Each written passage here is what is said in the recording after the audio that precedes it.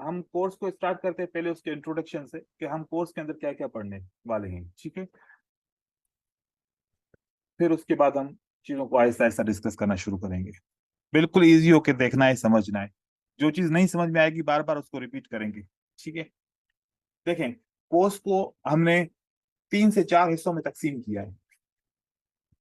पहले हम basic price action को सीखेंगे। अब बेसिक प्राइस एक्शन के अंदर बहुत सारे दोस्त समझते हैं कि अगर हम कैंडलस्टिक के पैटर्न हमें याद है, कैंडलस्टिक के अपर का विक, लोअर का विक, अगर ये हमें आता है, कैंडलस्टिक की पहचान करने आती है, तो मतलब बेसिक क्लियर है। नहीं, बेसिक ये नहीं है जो आप कह रहे हैं, ये बिल्कुल बेसिक से भी पहले आता है, यूं समझे। बेसिक के अंदर आप इतने यूज हो जाएंगे ट्रेडिंग के अंदर कि आप प्रॉफिटेबल ट्रेडिंग कर सकेंगे। बेसिक का मतलब ये होता है कि आप प्रॉफिटेबल ट्रेडिंग कर पा रहे हैं, लेकिन अब आपके टारगेट्स बहुत ज्यादा अचीव करने हैं, बड़े बड़े टारगेट्स रखने हैं, इसलिए आप एडवांस सीखना चाहते हैं। तो बेसिक का मतलब ये होता है कि आप प्रॉफिटेबल ऑलरेडी हैं, ठीक है। तो वो हम बेसिक के अंदर सीखेंगे, जो हमारी स्ट्रेटजीज वगैरह होंगी। अब बेसिक के अंदर कैंडलस्टिक की फॉर्मेशन, उसकी रीडिंग, चार्ट की फॉर्मेशन, उसकी रीडिंग, मोमेंटम कैसे बनता है, कैसे डिक्रीज होता है, कैंडलस्टिक का मोमेंटम किस तरीके से टोटली स्टॉप होता है, इन चीजों को समझना। और कौन से एल्गोरिदम से चार्ट बन रहा होता है, डेटा कैसे चार्ट तक पहुंचता है और चार्ट किस तरीके से बनता है, ये ग्रीन कैंडलस्टिक की तादाद और रेड कैंडलस्टिक की तादाद आपस में इसका क्या करेक्शन है, कैंडलस्टिक सपोर्ट एंड रेजिस्टेंस के अंडर या अबव क्यों क्लोज होती हैं, और वहां पर जो रिएक्शंस पैदा होते हैं वो कैसे होते हैं, यह सब, इसका और रियल बाइंग सेलिंग का उन कैंडलस्टिक की मूवमेंट से क्या फर्क होता है, ये सब हम इस बेसिक प्राइस एक्शन के अंदर सीखेंगे, जो बहुत इंपॉर्टेंट है, क्योंकि इसी से स्ट्रेटजी हमारी बनेगी। और इस बेसिक प्राइस एक्शन के अंदर भी 4 से 5 आप लोगों को स्ट्रेटजीज मिल जाएंगी ट्रेड करने के लिए। प्रॉफिटेबल बनने के लिए एक ही स्ट्रेटजी काफी है, तो यहाँ से आपको बहुत सारी स्ट्रेटजीज मिलने वाली है। फिर अब हम उसी बेसिक प्राइस एक्शन को थोड़ा सा फिल्टर करने की कोशिश करेंगे कि कभी कभार अनवांटेड लॉसेस होते हैं, पता नहीं चलता क्यों हो रहे हैं। तो उसको एडवांस करने के लिए कुछ ऑप्शंस हैं, जैसे कि सपोर्ट एंड रेजिस्टेंस और एडवांस प्राइस एक्शन। अब सपोर्ट एंड रेजिस्टेंस के अंदर हम सीखेंगे सिंपल एसएनआर। बहुत इंपॉर्टेंट जो एसएनआर होती हैं, जो हिडन होती हैं, वो भी इसके अंदर शामिल है। तो किस तरीके से ड्रा किया जाएगा, कैसे रिएक्ट होगी प्राइस वहां पर, और उस रिएक्शन के हिसाब से हमें कैसे पता चले कि अब रिवर्सल होगा, अब नहीं होगा, अब ब्रेकआउट होगा तो कंटिन्यूशन होगी, अगर ब्रेकआउट नहीं होगा तो क्या करना है, ये सारी चीजें हम उस प्राइस के ऊपर किस तरीके से रिएक्शन होगा वो हम सब समझेंगे। और एसएनआर भी बहुत सारे किस्म की होगी, जैसे कि मोमेंटम से एसएनआर को निकालना, स्ट्रांग और वीक एसएनआर को समझना, सपोर्ट बिकम रेजिस्टेंस, ये ब्रेकआउट के बाद एसएनआर बनती है जिसको फ्लिप एसएनआर कहते हैं, या फिर ट्रेंड लाइन से बनना, चैनल से बनना, सप्लाई एंड डिमांड से एसएनआर का बनना, और मुख्तलिफ हिडन सपोर्ट एंड रेजिस्टेंस कैसे पहचानेंगे और उनका रिएक्शन क्या होगा। तो इसका जो तकरीबन हमें 3 से 4 दिन लगेंगे बेसिक प्राइस एक्शन के लिए, और 3 से 4 दिन या 3 दिन लगेंगे सपोर्ट एंड रेजिस्टेंस में, और फिर 2 दिन एडवांस प्राइस एक्शन में भी हमें लगेंगे। एडवांस प्राइस एक्शन में भी इस तरीके से कुछ कैनेस्टिक साइकोलॉजी के पैटर्न है, उनको समझना, उनको यूज कैसे करना है, जैसे पीडीएफ के ऊपर छपा हुआ है क्या वैसे ही यूज करना है या उसकी लॉजिक कुछ अलग है, उसको समझना। चार्ट पैटर्न्स कैसे यूज करते हैं, कैसे पहचानते हैं, इसमें ब्रेकआउट, कंटिन्यूएशन और फेक ब्रेकआउट को समझना, न्यूज की रीडिंग को समझना और उस पे अवॉइड करना है या ट्रेड करना है, या फिर कौन से अच्छे टाइम होते हैं हमारे कंट्री के हिसाब से, रीजन के हिसाब से, उनके बारे में बात करना। तो ये सारा हम इसके अंदर करेंगे। फिर ये सारा प्राइस एक्शन जब हमारा हो गया, जितनी जरूरत है ट्रेडर बनने के लिए, प्रॉफिटेबल बनने के लिए, इतना प्राइस एक्शन काफी होता है समझना। फिर हम चलेंगे वॉल्यूम स्प्रेड एनालिसिस पे, उसी प्राइस एक्शन को फिल्टर करना। ये बिल्कुल सिंपल है, इसकी 2 क्लासेस होंगी ज्यादा से ज्यादा, और इस 2 क्लासेस के अंदर आप ये समझ जाएंगे कि जो प्राइस एक्शन हमें इंफॉर्मेशन दे रहा है वो ट्रू है या वो फॉल्स है। बस इतना ही वॉल्यूम का काम होता है।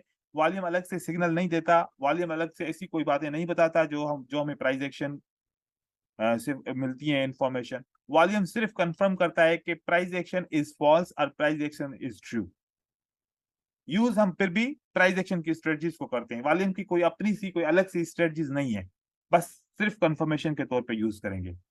फिर ये सब हो जाएगा तो फिर जो हमारा मेन प्रॉब्लम होता है ट्रेडर की थिंकिंग का, साइकोलॉजी का, कैसे प्लान बनाना है, किस तरीके से उसको एग्जीक्यूट करना है, और हम नेगेटिव सोचते हैं, हमें लगता भी है, या फिर हम पॉजिटिव वगैरह किस तरीके से होंगे, ये सारी चीजें हम इसमें डिस्कस करेंगे, थोड़ी काउंसलिंग करेंगे, एक दूसरे की भी करेंगे, मैं आप लोगों की करूंगा, आप लोग एक दूसरे से बात भी करोगे। तो वहां पर जो मेन इश्यूज होंगे वो फियर ऑफ लॉस का overcome on grid and revenge के ऊपर बातचीत करेंगे कि क्यों रिवेंज लेते हैं। अभी भी आज मेरे मुझसे एक बंदा बार बार सवाल पूछ रहा था, कोर्स भी कर चुका था, कह रहा कि सर सबसे सब कुछ आ रहा है, मैं प्रॉफिट भी कर रहा हूँ और मेरी हर स्ट्रेटजी काम भी कर रही है, लेकिन एक प्रॉब्लम है, सिर्फ और सिर्फ जब एक या दो लॉस लगातार हो रहे हैं तो फिर मेरी आदत ऐसी बन गई है कि जब तीसरा ट्रेड करता हूं तो वहां पर लगातार 10-10 ट्रेड कर रहा हूं एक ही जगह पे, वो मेरी आदत खत्म नहीं हो रही और जिसकी वजह से मैं अकाउंट लॉस कर रहा हूँ। हालांकि मेरा रिजल्ट बहुत अच्छा है, बस एक या दो लॉस आ रहे हैं तो मेरा इमोशंस जो है ना कंट्रोल से बाहर चले जा रहे हैं। तो ये भी प्रॉब्लम होते हैं ट्रेडिंग के अंदर, इनको थोड़ा सा हम गाइड करेंगे, ये समझना कैसे है, इसको कैसे अप्लाई करना है, इसकी प्रैक्टिस कैसे करनी है, उसके ऊपर बात होगी। रिस्क एंड रिवार्ड के ऊपर भी बात करेंगे, जिसमें ट्रेडिंग प्लान, प्रॉफिट और लॉस का टारगेट, मनी मैनेजमेंट और अपनी स्ट्रेटजीज जो सीखेंगे उनको किस तरीके से अप्लाई करें मनी मैनेजमेंट के अंदर, ये करना है।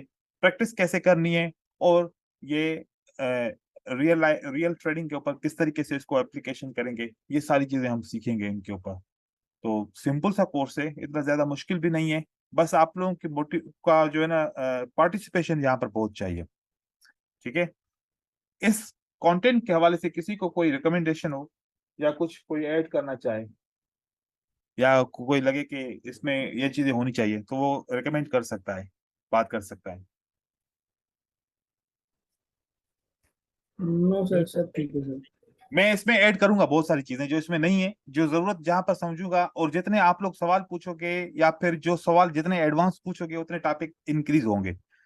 अगर ऐसे मेरे मेरे साथ बहुत सारे ऐसी बैचेज होती हैं जो बात ही नहीं करते, मुझे ऐसा लगता है कि मैं अकेले बस बात कर रहा हूँ, और अगर आप लोग मुझसे पार्टिसिपेट करोगे तो फिर इसके अंदर मैं बहुत सारी और भी चीजें ऐड करता जाऊंगा, वो आपके ऊपर डिपेंड करेगा।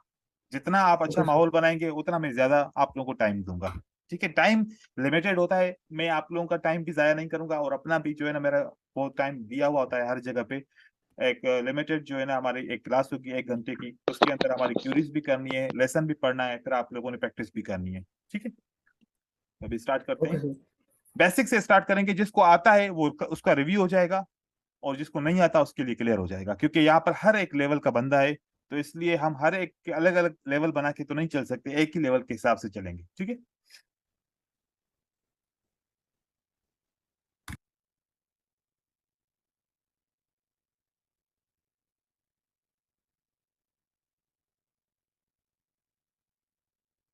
जिसके बैकग्राउंड पे नॉइस नहीं हो वो बात कर सकता है ड्यूरिंग, क्योंकि जब हम पढ़ाते हैं तो एक दूसरे के साथ कम्युनिकेशन भी जरूरी होती है।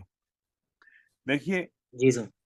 यहाँ पर हम रीडिंग कैंडलस्टिक की बात करते हैं, और आप सब जानते हैं कि एक कैंडलस्टिक के रीडिंग ऐसे होती है, ओपन क्लोज लो हाई और उसकी बॉडी कलर से स्टार्ट हो जाती है। क्या ये इतनी इनफ है? आप लोगों को क्या लगता है कि इतनी अगर एक कैंडल के बारे में रीडिंग करनी चाहिए, आती हो, तो क्या हम ये कह सकते हैं कि हमें कैंडल की रीडिंग करने आती है? जी सर। यस हम्म, सर। क्या नहीं इतनी सर। काफी है? इतनी काफी है? नहीं कैंडलस्टिक की सर। रीडिंग का मतलब क्या होता है? नेक्स्ट प्रिडिक्शन, कि what will be the next candle. बिल्कुल ठीक है सर। ना, कैंडलस्टिक की रीडिंग करना तो ऐसे अगर किसी को भी समझा दो कि कैंडलस्टिक का ओपन कहाँ पर है, क्लोज लो हाई कहाँ पर है, तो वो तो हर एक बंदा समझ सकता है ना इस तरीके से, जैसे कि यह एक कैंडल है, इसका ओपन यहाँ पर है, लो यहाँ पर है, क्लोज यहाँ पर है और इसका हाई यहाँ पर है, और बॉडी के हिसाब से देखा जाए तो कैंडलस्टिक की बॉडी बड़ी है, विक से, और कलर ग्रीन है, प्राइस यहाँ से ओपन हुई थी ऊपर से क्लोज हुई है, बायर की कैंडल है। तो ये कैंडलस्टिक की इन्फॉर्मेशन हो गई। तो बायर ने इस बार इस टाइम फ्रेम के अंदर, कोई भी टाइम फ्रेम हो सकता है, 1 मिनट, 2 मिनट, 5 मिनट या फिर 15 मिनट की कैंडल है, तो कैंडलस्टिक यहाँ से उठी है और यहाँ तक गई है, अब अगली कैंडलस्टिक ऊपर जाएगी या नीचे आएगी, तो उसके बारे में इस कैंडल के अंदर क्या इंफॉर्मेशन है, तो ये समझना है। ठीक है, तो अब देखेंगे ओके सर। कि हम इस कैंडल के अंदर क्या क्या इंफॉर्मेशन इंपॉर्टेंट है उसको समझना। हमारे पास अपर विक है और लोअर विक है। इस अपर विक की ऑपरेशन कोई बताए जिसको पता हो कि अपर विक की ऑपरेशन में क्या हुआ था इस ऑपरेशन के अंदर। सर बायर मैं से बताएं, ऊपर गए सर, फिर सेलर से वापस प्राइस को नीचे लेके आ गए। पहले यस, सेंटर हुए। सेलर सेंटर हुए हैं, इंटरेस्टेड है, आई थिंक, राइट। बिल्कुल सर। वो कह रहे हैं कि बिल्कुल हम सर। इस मार्केट में आना चाहते हैं, या फिर वो ये कह रहे हैं कि यहाँ पर सप्लाई मौजूद है। वो ये कहना चाहते हैं कि यहाँ पर सप्लाई मौजूद है, या फिर वो ये कहना चाहते हैं कि हम बायर को कमजोर करना चाहते हैं, या फिर इसका कोई भी मतलब नहीं है? क्या कह सकते हैं इसको? पर सेलर सेलर इंटरेस्टेड है बता रहे हैं सर। सेलर इंटरेस्टेड है, ठीक है। और अगर यहाँ पर रिजेक्शन आ रही है तो रिजेक्शन का कोई मतलब ये भी तो हो सकता है ना कि करीब में कोई सपोर्ट एंड रेजिस्टेंस है। या तो Yes. डिमांड अगर सपोर्ट जी एंड सर। रेजिस्टेंस ना हो तो फिर ये तो रिजेक्शन आ भी नहीं सकती ना, क्योंकि जब भी रिजेक्शन आती है किसी न किसी एसएनआर के करीब होने की वजह से आती है। तो ये रिजेक्शन हमें यह भी तो बताती है कि यहाँ पर करीब में सपोर्ट एंड रेजिस्टेंस है, बी अवेयर। यह भी पॉसिबल है, राइट? हाँ जी सर। और जी सर। यह भी साथ Yes, में sir. पॉसिबल है कि इस रिजेक्शन के अंदर सेलर्स इंटरेस्टेड है, ठीक है। अब कितना Yes, sir. इंटरेस्टेड है, उसमें कितना पावर है, ये पता करना फिर हम वॉल्यूम से करेंगे, ठीक है। एक बंदे की तरफ से शोर आ रहा है पीछे की तरफ से, वो कंट्रोल किया रहे, ठीक है। ओके, अच्छा, जो नीचे का विक है ऊपर के विक के हिसाब से इसमें क्या डिफरेंस आपको समझ में आता है? जैसे कि यहाँ पर सेलर इंटरेस्टेड है तो यहाँ पर भी सेलर इंटरेस्टेड है। यस, बायर्स इंटरेस्टेड है। धर्मेंद्र बताएं, आप बताएं कि यहाँ पर यस सर। क्या यहाँ पर सेलर भी इंटरेस्टेड है या फिर बायर इंटरेस्टेड है? क्या हुआ, इस विक की इंफॉर्मेशन कैसे रीड कर सकते हैं? सर यानी सेलर सर, से बायर धर्मेंद्र बताएगा, उसके बाद बायर इंटरेस्टेड है, हम्म, यहाँ सेलर इंटरेस्टेड है सर। ओके, बायर इंटरेस्टेड है या सेलर इंटरेस्टेड है? अच्छा, ठीक है, कंफर्म क्लियर नहीं है। सेलर आए थे। अब्दुल मालिक आप बताएंगे, यस सर। अब्दुल मालिक बताएगा। अब्दुल मालिक आप सुन रहे हैं? जी जी आ रही है। आप थोड़ा सा तेज बात करें ताकि आपकी आवाज सही तरीके से सब सुने। सर जी, ये जहाँ से कैंडल स्टार्ट हुई फिर उसके बाद नीचे आई, तो वहां से या तो सपोर्ट लेवल हो सकता है और यहाँ से बायर एक्टिव भी हो सकते हैं। ठीक है, बायर बायर इंटरेस्टेड है सर। ओके, ठीक है। अच्छा, मैं अभी भी किसी के आंसर से सेटिस्फाई नहीं हुआ। कोई और बंदा बताए जो मुझे सही तरीके से सेटिस्फाई कर सके कि ऊपर के रिजेक्शन और नीचे के रिजेक्शन में क्या फर्क है। फिर मैं आप लोगों को सही तरीके से बताऊंगा। मैं देखना चाहता हूँ आप लोगों की सर मदद क्या है। जी निखिल आप सर बताएं। सेलर्स जी सर निखिल। सेलर्स मार्केट को नीचे लेके जा रहे थे, पर बायर्स ने ये शो कर दिया कि हमारी डिमांड ज्यादा है, हम बाय करेंगे। ओके, ठीक है, आप थोड़ा करीब हैं। अब मैं आपको बताना चाह रहा हूँ, ठीक है, आप लोग सब गौर से सुनिएगा। और ये ही बेसिक रीडिंग होती है। देखें, सबसे पहले क्या हुआ था कि यहाँ पर जब कैंडलस्टिक ओपन हुई तो सेलर्स ने एंट्री की, पुश किया डाउन की तरफ, सप्लाई लेके जा रहे थे। ओके, यहां तक सेलर क्या लेकर गए? सप्लाई लेकर गए। जब यहां तक सप्लाई लेकर गए तो बायर ने यहां से बाय करना शुरू किया। अब वो जो बाय करना था वो सेल करने से थोड़ा सा ज्यादा था। मतलब फॉर एग्जांपल आप ऐसे समझो कि अगर 100 यूनिट 100 लॉट्स या 50 लॉट सेल किए गए तो अब जो डिमांड थी वो 500 लॉट की डिमांड थी या 300 लॉट की डिमांड थी। मतलब सेल के सप्लाई से ज्यादा डिमांड आना शुरू हो गई। जैसे ही डिमांड शुरू हो गई तो प्राइस ने सेलर को कंट्रोल कर लिया, पूरी सप्लाई ले ली और मार्केट को ऊपर की तरफ लेके गए। इतना लेके गए, इतना लेके गए, यहां तक मार्केट को लेके गए। तो हम ये कह सकते हैं यहां पर कि ये सेलर सप्लाई देने के बाद फेल हो गए, सेलर फेल्ड, और बायर्स ने क्या किया? Control the market. बायर्स ने क्या किया? किसको कंट्रोल किया? सेलर को कंट्रोल किया। Buyers control seller. तो अब इस नीचे वाले विक में कौन फेल हुआ? सेलर। Seller fail Sellers. हुआ। और कंट्रोल किसने किया? बायर ने किया। बायर्स ने। कंट्रोल किया। अब यहां पर यह बात याद रख लो कि ग्रीन कैंडल का नीचे का विक जहां पर बायर कंट्रोल करता है वहां पर बायर मौजूद भी होता है। जहां पर बायर कंट्रोल करता है तो वहां पर मौजूद भी होता है। होता है। तो अब वो विक की साइज देखेंगे, कितनी साइज है? ये साइज है विक की। अब इस विक के अंदर इस कैंडलस्टिक की बॉडी से ज्यादा, ऊपर के हिस्से से ज्यादा, सबसे ज्यादा बायर कहां पर मौजूद है? इस लोअर पॉइंट में। इस पॉइंट के अंदर मौजूद है। जब भी प्राइस दोबारा इसी पॉइंट को टच करेगी तो बायर एक्टिव हो जाएंगे ऑटोमेटिकली। बायर क्या हो जाएंगे? एक्टिव हो जाएंगे। Active. इसका मतलब यूं मान लीजिए कि इस जोन के अंदर अगर सेलर की कैंडल क्लोज होती है रिजेक्शन के साथ, तो ज्यादातर चांसेस होंगे कि बायर इस जगह पे वापस आ जाएगा। बायर क्या आ जाएगा? वापस आ जाएगा। तो ग्रीन कैंडल का जो नीचे का विक होता है, ये सबसे ज्यादा इंपॉर्टेंट विक होता है। ऊपर का विक, यहां पर बायर प्राइस को लेकर गए, लेकिन सेलर ने बोला we are interested, but seller ने कंट्रोल नहीं किया। सेलर ने क्या बोला? Just we are interested. Interested. उन्होंने कंट्रोल नहीं किया। कंट्रोल करने का मतलब कैसे होता है कि एंगल्फ करना, एंगल्फिंग का पैटर्न आप सब जानते हैं, ठीक है। बस कंट्रोल करने का Yes, मतलब sir. होता है एंगल्फ करना। कंट्रोल करने का मतलब क्या होता है? Engulfing. एंगल्फ करना। तो अब ग्रीन कैंडल को सेलर्स ने देखो यहां पर कंट्रोल किया, और रेड कैंडल को यहां पर बायर ने कंट्रोल किया। सिर्फ और सिर्फ अगर कंट्रोल करना होता है तो ये दो सूरतें होती हैं, इसके अलावा कोई भी कंट्रोल करने की लॉजिक नहीं है। या है? नहीं है या है? कोई और भी तरीका है? नहीं सर। नहीं है? सोच लें। होता है आउटसाइड बार भी तो है sir. यस, आउटसाइड बार, ठीक है। वो एंगल्फिंग तो नहीं है, लेकिन एंगल्फिंग की तरह दिखता जरूर है, ठीक है। बिल्कुल सर। हाँ ठीक है, ये एक इंफॉर्मेशन हमने ऐड कर दी इसके अंदर, ठीक है। तो जी ये सर। इंगल्फिंग की तरह, इसको भी इंगल्फ कहते हैं, लेकिन ये पैटर्न का नाम आउटसाइड बार है। असल में इसको भी इंगल्फ कहते हैं और इसको भी इंगल्फ कहते हैं, लेकिन इसका नाम भी इंगल्फिंग है और हुआ भी इंगल्फिंग है, ठीक है।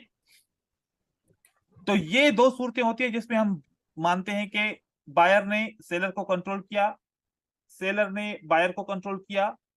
तो अगर ये दो कैंडल आपस में ऐसे बना सकते हैं ना, तो विक भी बना सकते हैं। तो नीचे बायर का विक मतलब बुलिश इंगल्फिंग, नीचे वाला विक का मतलब क्या है? Bullish bullish engulfing. engulfing. और ऊपर वाले विक का मतलब है इनसाइड बार, बियरिश इनसाइड बार, या बियरिश पैटर्न का डार्क क्लाउड कवर, लेकिन इंगल्फिंग नहीं, ठीक है। तो जो डबल कैनेस्टिक का पैटर्न होता है, जैसे कि डार्क क्लाउड कवर की बात करें, इनसाइड बार की बात करें, मतलब कि ये पूरी ग्रीन कैंडल है और उसमें छोटी सी ये रेड कैंडल है, तो इसका मतलब है कि बियरिश का इनसाइड बार हुआ ना, ऐसा ही कह सकते हैं। तो देखिए कि ये अपना अपीयरेंस जाहिर कर रहा है कि वी आर अवेलेबल, लेकिन ये इतना ज्यादा इफेक्टिव नहीं है जितना ये इफेक्टिव है। ओके, यहां से आगे चलते हैं थोड़ा सा, अब सेलर के बारे में समझते हैं, फिर इस टॉपिक को वाइंड अप करेंगे, फिर आगे चलेंगे। और तो अब यहां पर देखिए, अगर बायर का नीचे का विक इंपॉर्टेंट है, तो सेलर का कौन सा विक इंपॉर्टेंट होगा? अपर वीक। ऊपर का सर। अपर विक। क्लियर है सबको? ये बात, इसमें कोई Yes, शक sir. तो नहीं है ना? No sir. नहीं सर। ओके, ठीक है। तो सेलर की कैंडल का जो अपर विक है वो वैसे ही ताकत रखता है जैसे ग्रीन कैंडल का लोअर विक ताकत रखता है। तो जैसे कि ग्रीन कैंडल में नीचे वाले विक पे बायर स्ट्रांग थी, तो रेड कैंडल के ऊपर वाले विक में बायर स्ट्रांग होंगे, है ना? ऐसा ही है ना? सेलर होंगे, बायर कैसे होंगे? सेलर्स निखिल, होंगे। देखो मैं आप लोग देख रहा हूँ कि कौन कितना एक्टिव है, मैं ये देखना चाह रहा हूँ कि सेलर एक्टिव सेलर कौन है, होगा। ठीक है। हर बात पे यस नहीं कहें, क्योंकि मैं बीच में गलत गलत बातें भी बोलूंगा, कि गलत कॉन्सेप्ट भी मैं बोल लूंगा, वहां पर भी यस नहीं करना, ऐसे ना हो, ठीक है। जी सर। जैसे मैंने यहाँ पर बोला कि यहाँ पर बायर होंगे, तो आपने कहा यस सर, ऐसे नहीं, सेलर होगा ना, ठीक है। यहाँ पर सेलर होगा। अब इसकी भी लॉजिक होती है कि यहाँ पर कौन सी जगह पे कैंडल क्लोज होगी, कहां से रिजेक्ट होगी ग्रीन कैंडल, तो सेलर आएगा, वो हम आगे पढ़ेंगे लॉजिक, ठीक है। जिसको कहीं पर भी समझ में नहीं आए तो वो रेज कर सकता है या मैसेज कर सकता है मुझे टेलीग्राम पे नहीं, यहाँ पर इस पे जूम के ऊपर मैसेज का ऑप्शन है, तो कोई भी अगर बात समझ में ना आए तो मुझे मैसेज कर सकता है, ठीक है। तो इंफॉर्मेशन में एक और भी फर्क है, ग्रीन कैंडल का ओपन हमेशा नीचे होता है और रेड कैंडल का ओपन हमेशा ऊपर की तरफ रहता है, ठीक है। और क्लोज प्राइस भी फर्क है, ठीक है। अब हम इसको आगे चलते हैं कि इसके विक की फॉर्मेशन कैसे होती है। ये कौन सा पैटर्न है? Engulfing. इंगल्फिंग, ठीक है। अगर इन दो बुलिश कैंडल एंगल दो कैंडलस्टिक को आपस में Yes. सब्ट्रैक्ट करें, दो कैंडलस्टिक को आपस में सब्ट्रैक्ट करते हैं, हैमर तो बुलिश हैमर अगर Hammer. विक हो तो विक भी सब्ट्रैक्ट होंगे, या खाली बॉडी हो तो बॉडी सब्ट्रैक्ट होगी? क्या कहते हैं? बॉडी खाली बॉडी होगी। खाली बॉडी होगी। विक होंगे तो विक को इग्नोर कर देंगे। खाली बॉडी। जितनी बॉडी होगी वो बॉडी को, रेड कैंडल की बॉडी को ग्रीन कैंडल की बॉडी से सब्ट्रैक्ट करेंगे। जैसे सब्ट्रैक्ट करेंगे तो जवाब क्या आएगा? एक wick. Hammer. Bullish hammer. Hammer okay, उसके ऊपर रिमेनिंग बॉडी रख देंगे, ये हैमर बन गया। अब नीचे का विक, ये आपको अभी विक दिख रहा है, और यहाँ पर हकीकत में Yes, क्या sir. दिख रहा है? ये रेड कैंडल और Red ग्रीन candle. कैंडल और ग्रीन कैंडल दिख रही है। ठीक है, इसी तरीके से आगे देखें, यहां पर सेलर्स ने बायर को कंट्रोल नहीं किया लेकिन कमजोर किया है, वीक किया है। बुलिश इन्वर्टेड ठीक है, Hammer. Bullish inverted hammer, invert ये किसकी निशानी है? डार्क क्लाउड कवर की निशानी है। ठीक है, डार्क क्लाउड कवर का मतलब होता है कि 80%, 75% सेलर्स ने बायर के ऊपर कंट्रोल जमाने की कोशिश कर ली है। और यहां पर देखें, एक रेड कैंडल को ग्रीन कैंडल इंगल्फ करती है, फिर रेड कैंडल वापस ग्रीन कैंडल को कमजोर करने की कोशिश करती है। जब इन दोनों को सब्ट्रैक्ट करते हैं तो हमें एक विक ऊपर एक विक नीचे और बीच में एक कैंडल मिलती है, जिसको हम न्यूट्रल कैंडल कहते हैं। अब देखो कि अब हमारे शेप्स बनने जा रहे हैं, आहिस्ता आहिस्ता हमारे शेप्स बन रहे हैं। बस यही शेप से बस घूमते फिरते रहेंगे, कभी विक छोटा हो जाएगा, विक बड़ा हो जाएगा, कभी बॉडी छोटी बॉडी बड़ी, बस इस तरीके से ये सारे शेप्स बनते रहेंगे और मिलियंस ऑफ शेप बन जाएंगे। यहां पर देखें, ये है। अब हमारे पास 4 कैंडल मिल गई। कितनी कैंडल मिल गई? ये 4। चार तो 4 ये कैटेगरीज हैं। अब इस किस्म की सारी कैटेगरीज क्या रहेंगी? स्ट्रॉन्ग। स्ट्रॉन्ग और इस किस्म की सारी कैटेगरीज वीक। चिराग, आपकी तरफ से लगातार नॉइज आ रहा है, तो अब आप कंट्रोल कीजिए। ठीक है, और यहां पर neutral. Neutral, normal. Normal. Okay, ठीक है। एक 5वीं कैटेगरी भी है, जिसमें न कैंडल स्ट्रांग होती है, न वीक होती है, न न्यूट्रल होती है, और ना ही नॉर्मल होती है। वो कैटेगरी को बोलते हैं इनडिसिशन कैटेगरी। क्या बोलते हैं? Indecision. इनडिसिशन। इनडिसिशन का मतलब होता है कि कैंडलस्टिक ओपन भी होती है, हाई भी बनाती है, लो भी बनाती है, लेकिन क्लोजिंग प्राइस और ओपन प्राइस बराबर हो जाती है। इसको बोलते हैं indecision, doji, special doji. Candlestick. और स्पेशल कैंडलस्टिक कितने किस्म की होती है? एक doji star, dragon fly doji and gravestone doji, और एक होता है लॉन्गलेज। लॉन्गलेज के 2 वेरिएंट होते हैं, एक का विक नीचे से बड़ा और एक का विक ऊपर से बड़ा, ये दोनों लॉन्गलेज डोजी हैं। और एक होता है हमारा 4 प्राइस डोजी, जिसके ऊपर नीचे लो या हाई नहीं होता, चारों प्राइस एक जैसी होती है। अब यहाँ पर डोजी ऐसे हैं, कहीं पर 3 प्राइस एक जितनी है, कहीं पर 4 प्राइस एक जितनी है, कहीं पर 2 प्राइस एक जितनी है। ठीक है, तो इस तरीके से इन सारी कैटेगरी को इनडिसिशन कैटेगरी बोलते हैं। अब इनडिसिशन क्यों होता है, इसका भी रीजन होता है। वो मैं आपको एक रीजन बताऊं। देखो कि अगर मैं यहां पर एक बायर की कैंडल बनाता हूं, अब बायर की कैंडल का मतलब है कि अभी जो मुझे रेजिस्टेंस का पता चल रहा है कि वो रेजिस्टेंस यहां से, तो इस क्लोजिंग प्राइस से रेजिस्टेंस की लेवल थोड़ी सी दूर है, तो प्राइस को अगर कंटिन्यू करना चाहिए तो वो या रेजिस्टेंस तक जा सकती है या फिर इसको ब्रेक भी कर सकती है। लेकिन बायर बोल रहे हैं कि हमने आना ही नहीं है। बायर बोल रहे हैं कि हम नेक्स्ट कैंडलस्टिक नहीं बनाना चाह रहे, हमारे पास डिमांड यहां पर खत्म हो चुकी है। तो क्या सेलर की कैंडल यहां पर आ सकती है? नहीं सर। अगर बायर इंटरेस्टेड नहीं है तो सेलर्स नहीं आएंगे सर, बायर्स डोजी बनाएंगे। बायर्स डोजी बताएंगे, बायर्स इन्फॉर्म करेंगे। बायर्स क्या करेंगे? इन्फॉर्म करेंगे। इसका मतलब है कि जब भी सेलर के बाद बायर की कैंडल बनती है या बायर के बाद सेलर की कैंडल बनती है, क्या एक दूसरे को इन्फॉर्म करते हैं? क्या एक जी दूसरे को सर। इन्फॉर्म करते हैं? Yes sir yes. अगर इंटरेस्टेड नहीं है तो इन्फॉर्म करते हैं। इन्फॉर्म करते हैं। या फिर चाहे कैंडलस्टिक रेजिस्टेंस के नीचे क्लोज हो जाए, ब्रेकआउट हो जाए, उसके बावजूद भी इन्फॉर्म करते हैं कि अब सेलर को आना चाहिए, अब बायर को आना चाहिए। एक दूसरे को जी सर, इन्फॉर्म इन्फॉर्म करते हैं। करते हैं। अब हमें वो अगर नहीं समझ में आती वो अलग बात है, लेकिन वो हमेशा हमेशा एक दूसरे को इन्फॉर्म करते हैं। तो बस हमें यही तो इस कोर्स में समझना है, कब इन्फॉर्म करते हैं और कैसे इन्फॉर्म करते हैं। ठीक है, तो यहां जी पर सर। देखिए एक ग्रीन कैंडल के बाद डोजी आता है, और डोजी का मतलब ये होता है कि बायर चाहते तो इस गैप को फिल कर सकते थे, लेकिन वो इंटरेस्टेड अब नहीं है, और अब सेलर को आना चाहिए। तो सेलर अब यहां से एक रेड कैंडलस्टिक बना सकते हैं। अब छोटी बनाए बड़ी बनाए वो सेलर के सप्लाई के ऊपर डिपेंड करती है।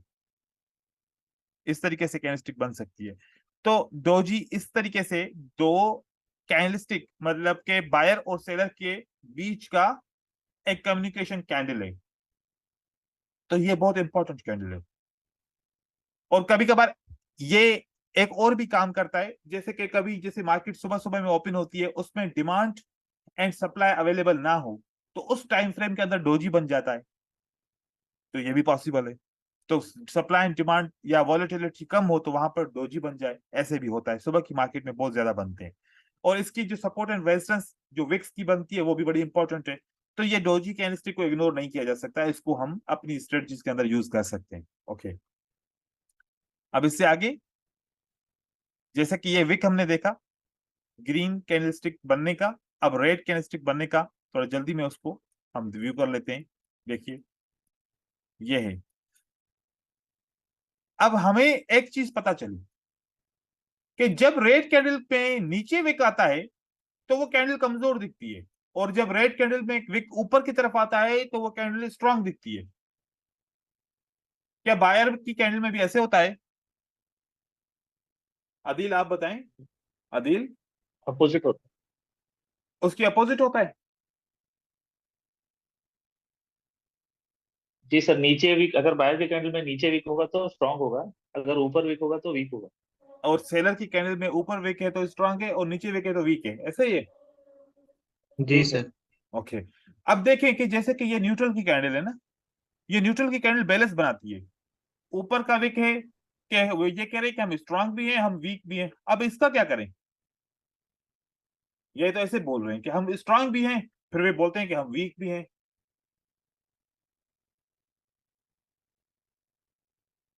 सर एक कैंडल का वेट। एक कैंडल का वेट क्यों करेंगे? अगली कैंडल भी तो बनेगी ना किसी रीजन के साथ, या वो बनेगी ही नहीं? बनेगी तो सही ना। बनेगी। हाँ, वो जी बनेगी सर। तो उसका भी तो रीजन होगा ना। तो देखो कि ये इसने बोल दिया ना कि we are neutral, we are neutral. Neutral. Neutral, ना हम ट्रेड कमजोर अवॉइड हैं, करेंगे। ना हम कमजोर हैं, ना ही हम स्ट्रांग हैं। अगर ट्रेंड हमारी फेवर में है तो हमें फॉलो करो, अगर ट्रेंड हमारे अपोजिट में है तो इग्नोर करो। राइट? तो ये बोल रहे हैं कि ट्रेंड अगर हमारी फेवर में है तो फॉलो करो, और हम नीचे की तरफ जाएंगे। अगर ट्रेंड हमारे अपोजिट में है तो neutral is equal to weak candle. ठीक है, तो इस तरीके से ये एक दूसरे को इंफॉर्मेशन देते हैं। इसको मजीद हम एक्यूरेट करेंगे इंफॉर्मेशन को। तो दो लेसन हमारे जो है ना कंप्लीट होने वाले हैं। अब बता रहा हूं कैंडलस्टिक की रेंजेस जो हमने अभी अभी सीखे। ये कैंडलस्टिक स्ट्रांग दिखती हैं, ये नॉर्मल दिखती हैं, वीक और न्यूट्रल। ये स्ट्रांग है, नॉर्मल है, वीक और न्यूट्रल। तो बेसिक के अंदर ये होता है कि कैंडल का विक, उसकी बॉडी, उसको समझना, उसको रीड करना, और कौन सी कैंडल कितनी स्ट्रांग है, कौन सी कैंडल वीक है, कौन सी नॉर्मल है, कौन सी न्यूट्रल है, इसको समझना। ये हर स्ट्रेटजी का, हर कॉन्सेप्ट को समझने का बेसिक रूल ये है। बेसिक रूल क्या कहते हैं? अगर आपको विक और कैंडलस्टिक की बॉडी को रीड करते हुए उस कैंडलस्टिक की स्ट्रेंथ एंड वीकनेस का पता चल जाता है, तो किसी भी स्ट्रेटजी को इस्तेमाल करने के लिए उसका बेसिक रूल आपने सीख लिया। तो अगर आप चार्ट को खोलें और चार्ट के सामने इनमें इन प्रकार में से कोई सी भी कैंडल आपको नजर आती है और आप पहचानने में कोई दिक्कत नहीं होती, बिल्कुल इजीली पहचान लेते हैं, तो इसका मतलब है कि आप कैंडलस्टिक की स्ट्रेंथ और वीकनेस को समझने में कोई परेशानी नहीं है। और कैंडलस्टिक के जो लोअर विक और अपर विक में कौन सा इंपॉर्टेंट है उसको समझने में भी कोई आपको परेशानी नहीं है। अगर ये लेसन क्लियर है तो आगे वाला लेसन आपको समझ में आएगा। तो इसका ये आपने एक ऑब्जर्वेशन करनी है। ठीक है, अंशी आपको समझ में आ रहा है?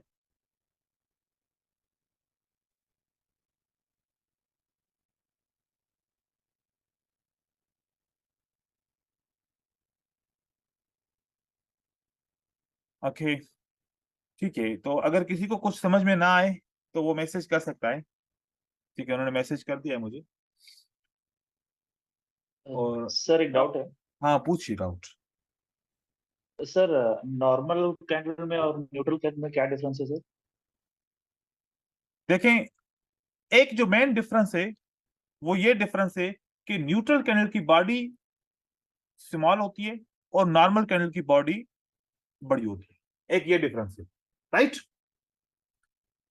और दूसरा राइट सर। डिफरेंस है कि न्यूट्रल कैंडल की बॉडी ऊपर का विक नीचे का विक मोस्टली इक्वल होता है, और नॉर्मल कैंडल की बॉडी के ऊपर जो विक और नीचे का विक होता है ये अगर बराबर ना हो तब भी कोई फर्क नहीं पड़ता। इसके अंदर बराबर होना शर्त है, इसकी बॉडी का थिन होना शर्त है। यहां पर बॉडी का थिन होना शर्त नहीं है, ऊपर का विक नीचे का विक बराबर होना शर्त नहीं है। ऊपर का विक बड़ा भी हो सकता है, नीचे का विक बड़ा भी हो सकता है, बॉडी दरमियानी भी हो सकती है, बड़ी भी हो सकती है, कैसी भी हो सकती है। इस नॉर्मल के लिए कोई कंडीशन नहीं है, न्यूट्रल के लिए कंडीशन है कि बॉडी छोटी होनी चाहिए, ऊपर का विक और नीचे का विक बराबर होना चाहिए और बॉडी से बड़ा होना चाहिए। ये फर्क है मेन। ठीक है विशाल, समझ में आया? Okay sir. Sir normal candle में जो बुलिश आपने जो ड्रॉ किए हैं, हाँ जो दूसरा वाला है, हाँ। हाँ, तो उसमें मतलब सेलर्स ज्यादा एक्टिव है, तो वहां पे हमें नॉर्मल कैसे बोल सकते हैं? तो वो तो वीक होगा ना सर? देखो, वीक हम एक लेवल को समझते हैं कैसे, कि अगर मान लो कि बायर 100% है, बायर क्या है, 100%। तो ऊपर का विक नीचे के विक के हिसाब से कितना परसेंट हुआ? ठीक है, नीचे का विक ऊपर के विक के हिसाब से कितना परसेंट हुआ? नीचे के विक में सेलर फेल हुए, यस। ऊपर के जी। विक में सेलर ने बायर को कमजोर करने की कोशिश की। अब देखा जाए तो 50% बॉडी है, ओके, और जी 50% ऊपर का विक है। सही हो गया? बराबर है सर। तो वीक तो तब स्टार्ट होगा जब 60% ऊपर का विक होगा और 40% बॉडी रह जाएगी, या 70% ऊपर का विक ओके होगा और 30% बॉडी रह जाएगी, फिर मानेंगे ना इसको वीक है। ओके जैसे कि ओके यहाँ ओके। पर है, देखो यहाँ पर 80% ऊपर का विक है और 20% बॉडी रह गई। 20%। तो अब इसको मान रहे हैं कि वीक है वाकई में। तो अच्छा, जब हम रीड करते हैं ना, कैंडल को दो तरीके से रीड करते हैं। एक कैंडल की रेंज होती है और एक कैंडल का स्प्रेड होता है। स्प्रेड किसको बोलते हैं? ये ओपन टू क्लोज प्राइस को इसको बोलते हैं स्प्रेड।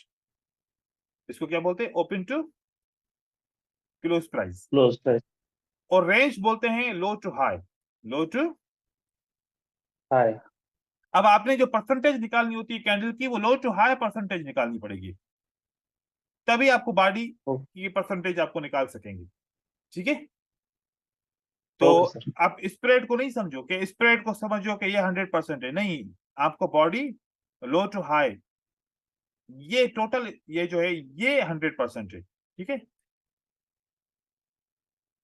और ये ठीक है अंदर सर। आपका स्प्रेड है, क्योंकि आगे चल के ये हम सीखेंगे और यूज भी करेंगे स्प्रेड एंड रेंज को, क्योंकि जब हम शेप्स पढ़ेंगे तो शेप्स के अंदर रेंज और स्प्रेड का बहुत ज्यादा इस्तेमाल होगा। ठीक है, ठीक है सर। ठीक है। अब यहां तक ये लेसन आपको क्लियर होना चाहिए। अब जब कैंडलस्टिक की सब्ट्रैक्शन करना सीखी तो हमें शेप्स मिलना शुरू हो जाएंगे। शेप्स मतलब एक इंफॉर्मेशन, शेप एक इंफॉर्मेशन के बेस पे काम करता है। उसके कुछ फंक्शन होते हैं मार्केट में चार्ट बनाने के दौरान। जैसे कि एक हैमर की बात करें तो हैमर कभी रिवर्सल पैटर्न होता है, कभी कंटिन्यूशन पैटर्न होता है। हैमर कभी ट्रेंड को कंटिन्यू करवाने की कोशिश करता है, कभी ट्रेंड को रिवर्स कराने की कोशिश करता है। हैमर कभी ट्रेंड को एग्जिट कराने की कोशिश करता है। तो हर एक कैंडल का जो शेप होता है वो अपनी इंफॉर्मेशन देता है पोजीशन ऑफ प्राइस के हिसाब से। तो इसलिए हम कैंडलस्टिक के शेप्स के ऊपर फोकस करते हैं। बहुत सारे ऐसी कैंडलस्टिक हैं जो शेप उसको नहीं काउंट किया जाता है, बस एज जस्ट नॉर्मल कैंडल और न्यूट्रल कैंडल उसको बोला जाता है। लेकिन बहुत सारी ऐसी कैंडलस्टिक होती हैं जिनका नाम रखा गया है और उस नाम की वैल्यू है, और उससे हम चार्ट को रीड कर सकते हैं। जैसे कि इसको इसको बाद में पढ़ेंगे, यहां पर आते हैं, हम इसको पढ़ेंगे पहले कैंडलस्टिक के शेप्स को।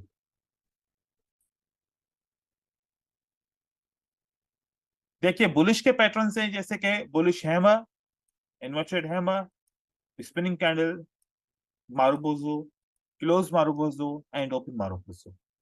इसमें से वीक कैंडल कौन सी है? कोई मुझे एक बंदा हाथ खड़ा करके बताए, इसमें वीक कैंडल कौन सी है? Inverted bullish hammer. Inverted, inverted hammer. Okay, inverted hammer green जो है ना वो वीक कैंडल है। तो इसका मतलब ये है कि जब भी ये इन्वर्टेड हैमर कैंडल आएगी उसके बाद की कैंडल ग्रीन नहीं रेड बनेगी, ऐसा ही है ना? नहीं सर। वीक का तो मतलब यही होता है कि जब भी वीक कैंडल आएगी तो अगली कैंडल रेड बनेगी, और नो सर। और स्ट्रांग कैंडल का मतलब ये है कि जब भी स्ट्रांग कैंडल आएगी तो अगली कैंडल ग्रीन बनेगी। क्या ऐसा नहीं है? नहीं है, बोलिए। नहीं सर, ऐसा नहीं। नहीं वेरी है। गुड, ऐसा नहीं है। जो ऐसा समझता है तो उसको अभी समझना चाहिए, यहाँ पर ऐसा नहीं है, क्योंकि हर एक पैटर्न की अपनी एक विनिंग रेशियो है। क्योंकि एक बात याद रखें, अगर हम ये लेवल को समझे कि this is a bottom, this is a bottom, और this is a mid and this is a top, ठीक है? अब आप सोचो कि हैमर यहां पर आ जाए, हैमर यहां पर आ जाए, हैमर यहां पर आ जाए, क्या तीनों हैमर बराबर हैं? नो सर, बॉटम वाला नहीं स्ट्रॉन्ग सर। है। देखो, बॉटम का वैल्यू अलग होगा, मिड का वैल्यू अलग होगा, टॉप का वैल्यू अलग होगा, राइट? जी सर। अब यहाँ पर वापस आते हैं उस बात पे जो शुरू शुरू में बात की थी। अगर आपका स्ट्रेटजी कोई पे किसी पे ट्रेड करते हैं, ठीक है, और स्ट्रेटजी के पे ट्रेड करें और वो स्ट्रेटजी आपकी बॉटम पे अपीयर हो तो आपको विन मिल जाए, और मिड में अपीयर हो तो विन मिल जाए, जब भी टॉप पे अपीयर होती है लॉस होता है। हम तो हर जगह पे स्ट्रेटजी को यूज करते हैं ना, ये देखते हैं कि कौन सी मार्केट है, कौन सी जगह है, कहां पर है। हम तो देखते हैं कि स्ट्रेटजी बनी, ट्रेड करो फौरन उसको। तो कभी कभार ऐसा होता है कि 10 सेटअप मिलते हैं, 10 ही कहां पर मिलते हैं? बॉटम में। तो 10 के बॉटम 10 विन हो जाते हैं, 10 के 10 क्या हो जाते हैं? विन। अब विन हो जाए। जो मिड का रेशियो है ना वो 50-50 है। अब हमारी किस्मत ऐसी थी कि हमने 10 ट्रेड किए, 10 के 10 मिड में मिले और उसमें 5 विन किए, 5 लॉस किए, ठीक है? अब किसी ऐसे बंदे की लक जो गलत ट्रेंड में चला गया और उसको 10 ट्रेड मिले, 10 के 10 टॉप पे मिले और 10 के 10 लॉस हो गया, अब वो तो बोलेगा ना कि स्ट्रेटजी फेल हो गई, है कि नहीं? वो तो जी बोलेगा कि सर। मैंने तो स्ट्रेटजी जी के सर। सही तरीके से रूल को फॉलो किया, सब कुछ सही था, हर चीज सही थी, देखो फिर भी मैं फेल हो गया, इसका मतलब स्ट्रेटजी ने काम करना छोड़ दिया, ब्रोकर ने इस स्ट्रेटजी को मैनिपुलेट कर दिया। अब वो बेचारे को ये बात समझ में नहीं आ रही कि ये स्ट्रेटजी बॉटम के लिए बनी हुई थी, जिसने मुझे सिखाया उसने बताया ही नहीं कि ये बॉटम पे ट्रेड करनी है, टॉप पे ट्रेड करनी है। उसने बोला कि ये स्ट्रेटजी है, बस ट्रेड करो। शुरू शुरू में मैंने ट्रेड किया, उस वक्त मार्केट मेरे फेवर में थी, हमेशा मुझे विन मिल रहा था। और जब मार्केट हमेशा एक ही ट्रेंड में तो नहीं रहेगी, अगर 4 दिन डाउन ट्रेंड में रहेगी तो अगले 4 दिन अप ट्रेंड में भी तो आएगी ना मार्केट। तो पहले 4 दिन डाउन ट्रेंड में थी, आपको फायदा हो रहा था, आप विन कर रहे थे, विन कर रहे थे, विन कर रहे थे। 4 दिन के बाद वो अप ट्रेंड चला गया, ट्रेंड चेंज हो गया, अब ट्रेड कर रहे हैं तो नुकसान हो रहा है। अब इमोशंस भी आ रहे हैं, डबल डबल ट्रेड मार्टिंगल्स लगा रहे हैं कि रिकवर करने की कोशिश कर रहे हैं, तो सब कुछ फ्लॉप हो रहा है। तो क्योंकि अब वो जो विनिंग का प्रोसेस था बॉटम का, अब वो लॉस का प्रोसेस टॉप पे चला गया, हम लॉस कर रहे हैं, फिर कभी मिड पे कभी लॉस पे। तो अब ये बात याद रख लें कि एक हैमर की जो इंफॉर्मेशन है वो बॉटम पे अलग है, तो मिड में उसकी इंफॉर्मेशन अलग है, तो टॉप में उसकी इंफॉर्मेशन अलग होगी, उसकी वैल्यू अलग होगी। और इस तरीके से जितने हमारे पास ट्रेंड होते हैं, जैसे अप होता है ट्रेंड, जैसे डाउन होता है ट्रेंड, जैसे रेंज होता है, जैसे कंसोलिडेट होता है, तो हर एक स्ट्रेटजी का इन चारों ट्रेंड में डिफरेंट डिफरेंट सेटअप होता है और डिफरेंट डिफरेंट विनिंग रेशियो होता है। तो जितनी भी स्ट्रेटजी हम सीखेंगे तो हम इन ट्रेंड के हिसाब से सीखेंगे, बताऊंगा कि कौन सी जगह पे आपको स्ट्रेटजी ट्रेड करनी है, दूसरी जगह पे आपको मिले तो आपने इग्नोर करना है। तो ये जो हमारी स्ट्रेटजी फेल होती है इसी वजह से फेल होती है। अब जो स्ट्रेटजी का कंट्रोलर होता है, मतलब जिसने स्ट्रेटजी बनाई होती है, वो आप लोगों को तब सिखाता है जब मार्केट उसकी फेवर में चल रही होती है, राइट? और तब सिखाता है, आप सीख लेते हो, तब काम भी करता है, आपको अच्छा भी लगता है और आप तारीफ भी कर लेते हो। लेकिन जब वो ट्रेंड चेंज हो जाता है आपको ही पता नहीं चलता, क्योंकि वो बताता ही नहीं है। क्योंकि वो नहीं बताएगा तो आप दोबारा कैसे जाएंगे उसके पास? बताएगा, नहीं बताएगा तभी तो जाएंगे ना वापस। ठीक है, तो ये सारी चीजें चलती हैं। तो अब इस हैमर की हर जगह पे, हर जगह का मतलब मैं क्या बोलता हूं, position of price, position of price, क्योंकि पोजीशन ऑफ प्राइस तो हर जगह चेंज होती है ना। क्या पोजीशन ऑफ प्राइस के हिसाब से हैमर की हर जगह पे वैल्यू एक जैसी होती है? कोई बोले। नहीं नहीं सर। है सर। नो तो सर, क्या इसकी विनिंग रेशियो 100% हो सकती है? नो सर, नहीं। तो किसी भी स्ट्रेटजी की विनिंग रेशियो 100% हो सकती है? नहीं सर। नो तो सर। कोई भी नहीं श्योर, सर। तो कोई भी श्योर शॉट हो सकता है? नहीं सर। तो नो ये सर। सब कुछ क्या है, धोखा है ना। कि मेरे पास 100% श्योर शॉट है, मेरे पास 99% श्योर शॉट है, मेरी एक स्ट्रेटजी जो 99% काम करती है, ये सब धोखा है कि नहीं है? है सर। तो यस समझ सर। लीजिए इस धोखे में किसी ने भी नहीं आना। मैं बात सीधी करता हूँ, क्लियर करता हूँ, समझाता हूँ कि आपने ये नहीं समझना, क्योंकि वो शुरू से मैं एक लफ्ज जो है ना अपने स्टेटस पे भी रखता हूँ कि हम मार्केट से हमेशा क्या रखते हैं, एक्सपेक्टेशन। और वो ही हमें ऑलवेज हर्ट्स करती है। ठीक है, तो मार्केट से एक्सपेक्टेशन नहीं रखो। मार्केट से क्या रखना है, मार्केट के इंफॉर्मेशन के ऊपर ट्रेड करना है। एक्सपेक्टेशन नहीं रखो कि हो सकता है कि हो जाए, हो सकता है नहीं है, पक्का पक्का होगा तो हम करेंगे ट्रेड। ठीक है, तो जितने भी पैटर्न्स होते हैं, जितने भी पैटर्न्स, मार्केट की ब्यूटी क्या है, मार्केट की ब्यूटी की बात करते हैं। अब जहन में कोई भी बात सोचो मार्केट के बारे में कि 2 ग्रीन कैंडल के बाद तीसरी कैंडल रेड होगी, ये सोचो कि 3 रेड कैंडल के बाद चौथी कैंडल ग्रीन होगी, ये सोचो कि ग्रीन के बाद रेड, रेड के बाद ग्रीन, ग्रीन के बाद रेड, रेड के बाद ग्रीन होगी। मतलब जो मन में आए ऐसा सोचो, उस स्ट्रेटजी का विनिंग रेशियो क्या रहेगा? 55%। आप एक नहीं 1000 स्ट्रेटजी को सोचो, एक नहीं 1000 स्ट्रेटजी बनाओ। जितनी भी आपको जितनी भी कैंडलस्टिक को रीअरेंज करके, मूविंग एवरेजेस को रीअरेंज करके, इंडिकेटर्स को रीअरेंज करके जितनी भी स्ट्रेटजीज बना सकते हो, उन सब स्ट्रेटजीज का क्या आपको विनिंग रेशियो मिलेगा? 55%। अब आपको क्या करना है, आपको इनके फिल्टर्स ढूंढना है।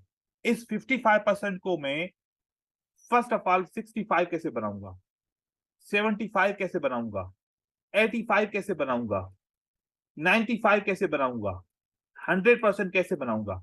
अब ये सारे हमें क्या यूज करने पड़ेंगे? फिल्टर्स। फिल्टर्स। फिल्टर्स का मतलब क्या होता है? कोई फिल्टर कोई अलग चीज नहीं होती, फिल्टर मतलब कॉन्सेप्ट, फिल्टर मतलब, कॉन्सेप्ट। या फिर कॉन्सेप्ट। दूसरे दूसरे लफ्जों में बोलो कि अलग एनदर स्ट्रेटजी, एनदर स्ट्रेटजी।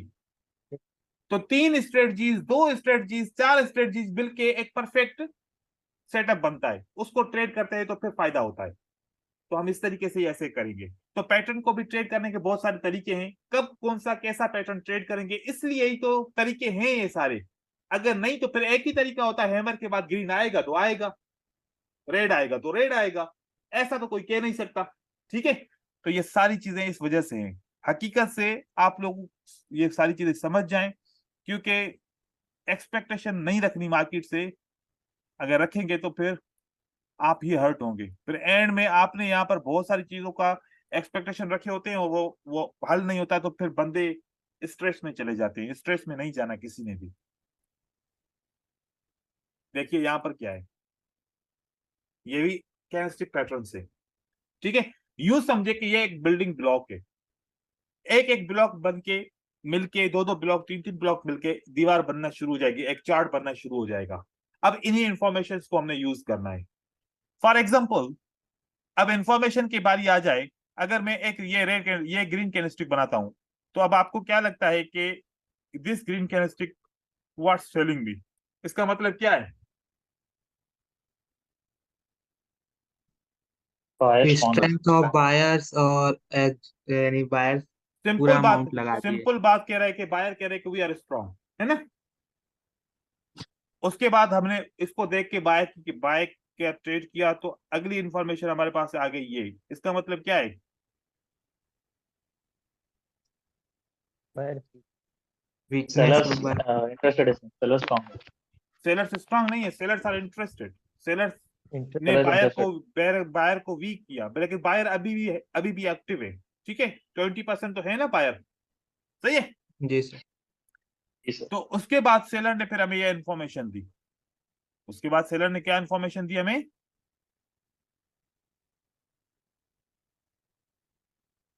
ये अब सेलर क्या कह रहे हैं? Seller we are interested. strong. Seller कह रहे हैं we are Strong. Strong, we have a supply, right. तो जी इस सर। सप्लाई के बाद सेलर ने हमें ये कैंडल दे दी। तो सेलर कह रहे हैं कि we are more strong right now. मतलब के पैनिक है, मतलब क्या है कि डरे। लोगों ने जैसे देखा कि सेलर ने बोला कि हम स्ट्रांग है, तो हर एक बंदा सेल करना शुरू हो गया, हर एक बंदा सेल करना शुरू हो गया। इसका मतलब है कि यहाँ से डर शुरू हो गया, मान लोगों में डर हुआ। उसके बाद फिर ये वाला, अब डर होने के बाद फिर लोग कश्मकश में आ गए। कुछ कह रहे हैं कि बाय होगा, कुछ कह रहे हैं कि सेल होगा। तो क्या कैंडल बन गई? न्यूट्रल बन गई। लेकिन Neutral न्यूट्रल कह रही है कि पीछे देखो, अगर सेलर स्ट्रांग है तो फिर उसको कंटिन्यू करो। तो पीछे तो सेलर वाकई में स्ट्रांग है।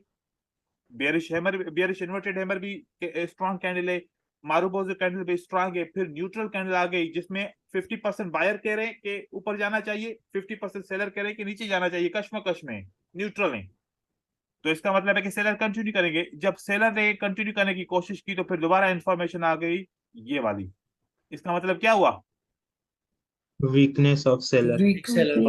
buyers interested है. वीकनेस ऑफ सेलर, ठीक है ना। और वो विक के भी ऊपर क्लोज हो गए यहाँ पर।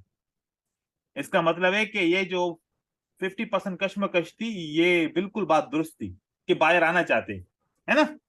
और फिर यहाँ पर सेलर फिर वापस कमजोर भी हो गए।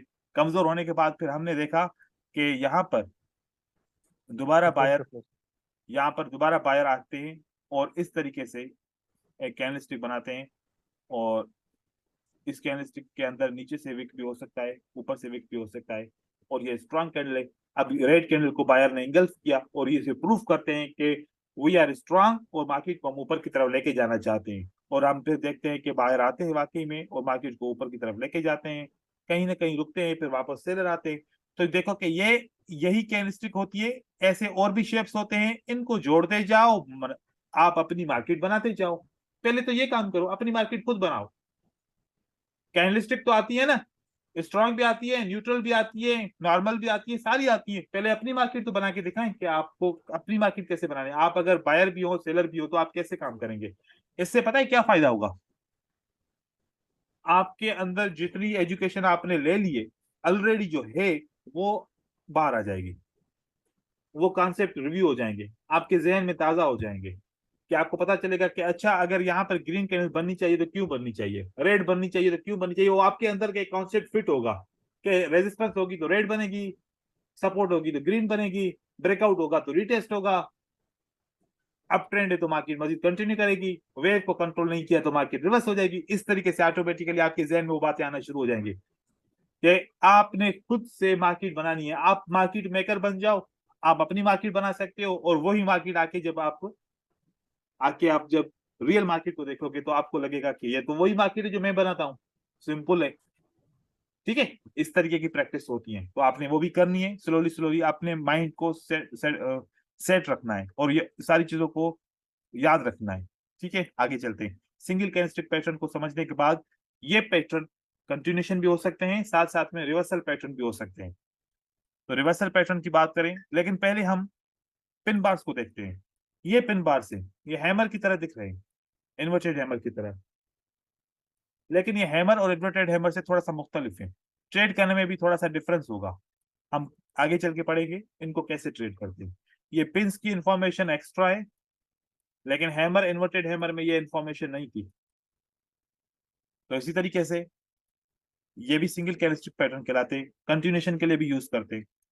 अब यहां पर देखिए कि जो सिंगल कैंडलस्टिक पैटर्न है वो क्या है, ये रिवर्सल है। तो रिवर्सल का कानून क्या है और कंटिन्यूएशन का कानून क्या है, इसमें क्या फर्क है। मैं यहाँ पर सारी कैंडलस्टिक शो कर रहा हूं, उसके बाद आपको बताता हूँ फर्क क्या है। रिवर्सल किसको बोलते हैं, कोई एक बंदा मुझे उसकी डेफिनेशन बताए। मार्केट जिस ट्रेंड में चल रही थी उसके अपोजिट होना चाहिए। जैसे अब अपवर्ड चल रही है तो रिवर्स हो जाएगी, Okay. मतलब डाउनवर्ड आ जाएगी फिर। ओके, सही है। इसके अलावा और कोई बताना चाहे? सर अगर मार्केट का डायरेक्शन चेंज हो गया तो उसको रिवर्सल बोलते और फिर वहां पर कोई पैटर्न बने या ना बने, जरूरी तो नहीं है कि पैटर्न बने, ऐसे भी तो डायरेक्शन चेंज हो सकता है ना, या नहीं हो सकता? डिमांड ग्रेटर देन सप्लाई या तो सप्लाई ग्रेटर देन डिमांड। अच्छा, कोई और बताए? सर देखें, पैटर्न बनना आई थिंक जरूरी है, तभी तो बाकी लोग को पता चलेगा ना कि कुछ भी कर चेंज ले, होने वाला डायरेक्शन। कुछ भी करें, पैटर्न तो जरूर बनेगा ही बनेगा, क्योंकि दो कैंडल अलग कलर की मिल के कोई ना कोई पैटर्न बनेगा। Inside bar, outside bar, piercing line, dark cloud cover, engulfing, bearish engulfing, bullish harami, bearish harami, 3 outside up, 3 outside down, कोई ना कोई पैटर्न तो बनेगा ही बनेगा ना। हाँ, यस तो सर। इसका मतलब है जी कि सर। पैटर्न जरूर बनता है। पैटर्न कब बनता है? जब मार्केट अपना डायरेक्शन चेंज करती है। जब एक डायरेक्शन ऊपर से नीचे की तरफ आ रहा होता था, तो इसका मतलब है कि कौन डायरेक्शन को, मार्केट को कौन नीचे की तरफ आ रहा था? सेलर लेके आ रहे थे। अब एकदम से क्या हुआ कि सेलर को बायर ने कंट्रोल करके मार्केट को ऊपर लेके जाना शुरू किया, तो डायरेक्शन चेंज हुआ। तो डायरेक्शन चेंज हुआ तो या तो यहाँ पर डबल कैंडलस्टिक बना होगा, या तो सिंगल बना होगा, या तो ट्रिपल कैंडलस्टिक का कोई पैटर्न बनेगा।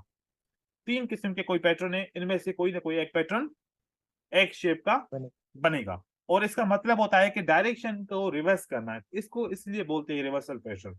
अब ये सेम पैटर्न ग्रीन कैंडल को ऊपर वैसे ही जा रही है, उसके बाद भी आ जाए, तो इसको बोलते हैं कंटिन्यूशन। तो ऊपर तो वैसे ही जा रहे हैं हम, बायर तो ऊपर वैसे जा रहे हैं, बीच में अगर हैमर आ जाए तो फिर अब हैमर यहाँ पर रिवर्सल पैटर्न तो नहीं है ना। रिवर्सल का तो मतलब है कि जब मार्केट नीचे गिर रही थी फिर ऊपर उसको उठाना। यहाँ तो ऑलरेडी मार्केट ऊपर की तरफ जा रही है, तो फिर क्या इसको पैटर्न नहीं मानेंगे? पैटर्न तो मानेंगे ना, राइट? लेकिन ये कंटिन्यूशन राइट। ठीक है। तो रिवर्सल पैटर्न मतलब पहले अपोजिट कैंडल उसके बाद पैटर्न, और यहां पर पहले सेम कलर की कैंडल उसके बाद पैटर्न आ जाए तो ये कंटिन्यूशन। अब इसका फर्क क्या आता है, क्यों? अब देखो, जितने भी रिवर्सल पैटर्न है सबका विनिंग रेशियो क्या? 55। 55 और जितने भी कंटिन्यूशन पैटर्न है उसका विनिंग रेशियो क्या है? 80%। 80%। अब हमने कॉन्सेप्ट कौन सा पढ़ा? कंटिन्यूशन। Continuation pattern. किसके साथ मिलाया? पैटर्न्स के साथ patterns plus continuation winning ratio क्या आ गया? 80%। 80%। तो देखो कि दो कॉन्सेप्ट आपस में मिलाए। एक तो पैटर्न का, पैटर्न तो ऑलरेडी हमने वहां पर पढ़ा था, हैमर, इन्वर्टेड हैमर और स्पिनिंग कैंडल, राइट? और उसके साथ कॉन्सेप्ट कौन सा मिलाया? कंटिन्यूएशन का। मतलब कि अगर ये ग्रीन कैंडल से बाद आ जाए, ये रेड कैंडल के बाद आ जाए, तो इसको बोलते हैं कंटिन्यूएशन। तो पैटर्न प्लस कंटिन्यूएशन, या इस तरीके से इसको मिलाएं तो इसका विनिंग रेशियो ज्यादा आता है। वजह? इंफॉर्मेशन। वजह क्या है? इंफॉर्मेशन। एक अपोजिट ट्रेंड को डायरेक्शन चेंज करना इतना आसान नहीं है, ठीक है, लेकिन एक चलते हुए ट्रेंड को अगेन चलाना यह आसान है। तो इसीलिए कंटिन्यूशन साइन का मतलब और इसका विनिंग रेशियो ज्यादा होता है। अब वो कंटिन्यूशन साइन को हम मुख्तलिफ तरीकों से भी यूज कर सकते हैं। कैसे? अभी ये ग्रीन कैंडल है, राइट? इसके आगे मैं एक रेड कैंडल डाल दूं, तो अब कौन सा पैटर्न बन गया? पहला दो कैंडल का बुलिश एंगल्फिंग। बुलिश इंगल्फिंग और हैमर क्या? जी, बुलिश इंगल्फिंग और हैमर, मतलब के हैमर बोल रहा है कि this bullish engulfing is a true pattern, so आपने इसको कंटिन्यू करना है, आपने बाय करना है, तो ये ट्रू पैटर्न। मतलब कि किसके बारे में इंफॉर्मेशन दे रहा है? पिछले पैटर्न के बारे में इंफॉर्मेशन दे रहा है, राइट? तो इसी तरीके से राइट। यहाँ पर बुलिश इंगल्फिंग भी हो सकता है, तो यहाँ पर पियर्सिंग लाइन भी हो सकता है ना? तो यहाँ पर आउटसाइड बार भी हो सकता है, तो इनसाइड बार भी हो सकता है। तो कोई पैटर्न भी बन सकता है, पैटर्न के बाद कंटिन्यूएशन भी आ सकती है ये, या फिर अगर कोई पैटर्न नहीं है तो कोई बात नहीं है, यहाँ पर ग्रीन कैंडल भी बन सकती है। क्योंकि यहां पर अगर इस कैंडल को ऊपर और नीचे विक नहीं है तो मालूम जो कैंडल होगी, खाली ऊपर की तरफ विक के तो ओपन मारो पोजो रहेगी, ओपन खाली नीचे की तरफ विक के तो क्लोज मारो पोजो रहेगी, क्लोज मारो और ऊपर और नीचे दोनों की तरफ विक के तो नॉर्मल कैंडल की कंटिन्यूएशन रहेगी। नॉर्मल। तो अब ये तो फर्क आएगा ना कि मारुबोजो कैंडल की कंटिन्यूएशन, नॉर्मल कैंडल की कंटिन्यूएशन, न्यूट्रल कैंडल की कंटिन्यूएशन, एंगल्फिंग की कंटिन्यूएशन। अब कंटिन्यूएशन तो एक ही स्ट्रेटजी हो गई, पीछे पैटर्न तो हर बार चेंज हो रहा है, तो विनिंग रेशियो सेम रह सकता है? नहीं सर। तो किसी का कम, किसी का ज्यादा, किसी का कम, किसी का ज्यादा, फिर उसकी पोजीशन ऑफ प्राइस, इस सारी चीजों को समझना। तो इस तरीके से हम इसको मजीद पक्का कर सकते हैं आगे चल के जब इसके एग्जाम्पल्स के ऊपर काम करेंगे तो। ठीक है, तो सबसे ज्यादा काम किसके ऊपर करते हैं? ट्रस्टेड पैटर्न्स कौन है? रिवर्सल पैटर्न इज ट्रस्टेड और continuation pattern is trusted? Continuation continuation is trusted. तो सिंगल कैंडलस्टिक पैटर्न को ट्रेड करने से बेहतर है कि आपने कंटिन्यूएशन पैटर्न को ट्रेड करो, तो उसका विनिंग रेशियो भी आसान है और ज्यादा है। अच्छा, कोई मैसेज आ रहा है, देखते हैं। सर। जी बोलिए। सर मैं बोल रहा था कि जो कंटिन्यूएशन पैटर्न है बुलिश का सर, जो सेकंड मंथ है जिसमें इन्वर्टेड हैमर आया है जी, सर, ये तो रिवर्सल का नहीं है सर, यहाँ पर तो बायर वीक को ये वाला है ना, जी सर। तो ये इंफॉर्मेशन second- बता रहे हैं। देखो, क्या सेलर ने कंट्रोल तो नहीं किया ना?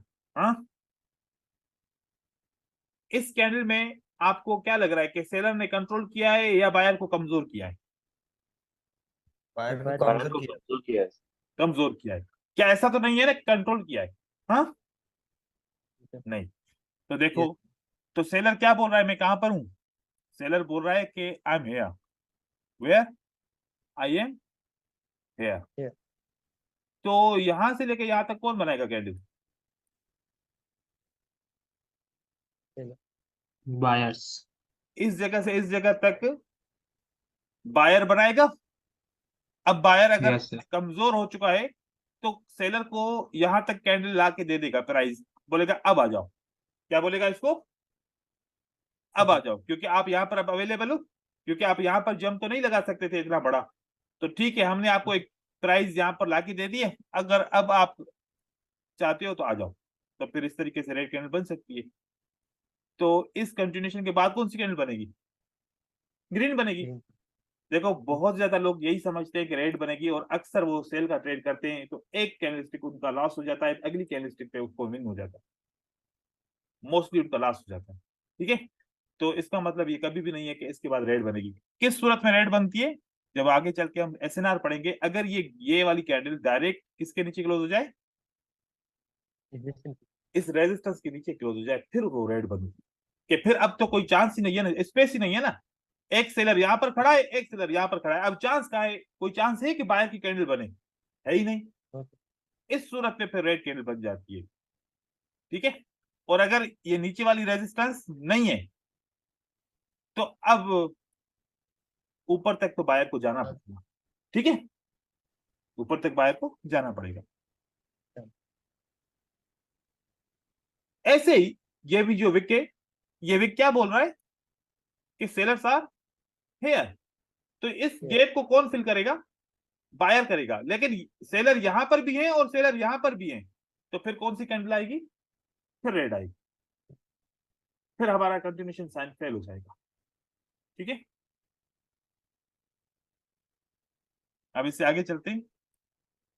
Double candlestick pattern, bullish patterns, ये एक इंगल्फिंग का पैटर्न है।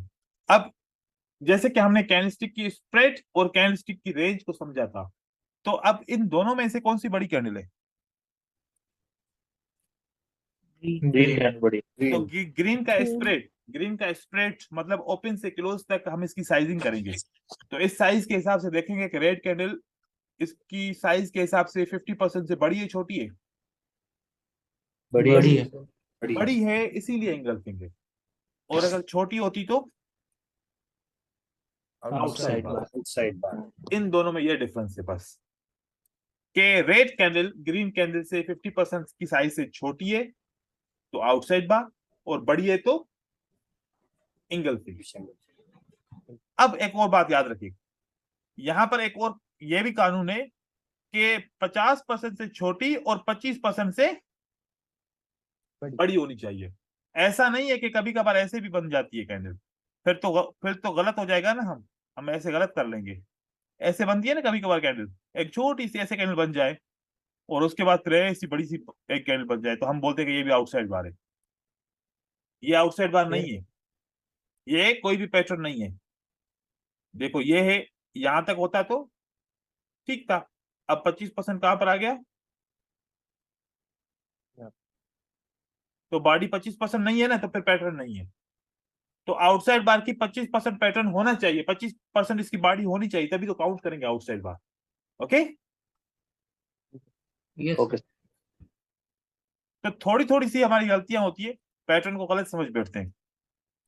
अब देखो बड़ी कैंडल कौन सी है, रेड है, तो Red, रेड कैंडल का red 50% लेंगे, 50% से ग्रीन कैंडल बड़ी है तो पियर्सिंग लाइन, और 50% से ग्रीन कैंडल छोटी है तो इनसाइड बार, लेकिन 25% से बड़ी होनी चाहिए। ठीक है, अब यहां पर एक और पैटर्न पढ़ेंगे, और जो एक नया कॉन्सेप्ट भी देता है, वो ये कॉन्सेप्ट देता है कि if a red candle